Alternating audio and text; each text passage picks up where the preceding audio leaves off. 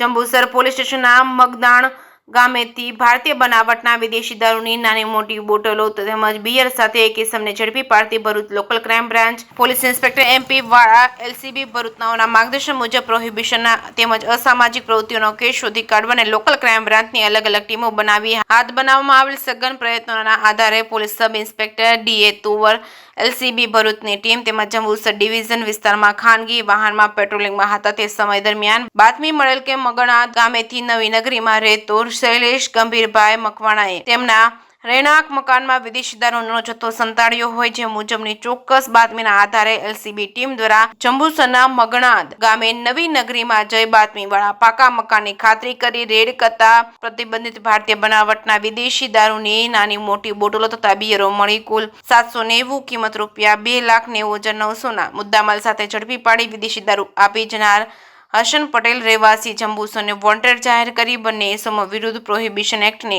સલંગ કલમો મુજબ કાર્યવાહી કરી છે. જંબુસર પોલીસ સ્ટેશનમાં સોંપવામાં આવેલ છે. જે કેસિંગ ગુજરાતી સાથે કેતન મહેતા ભરૂચ.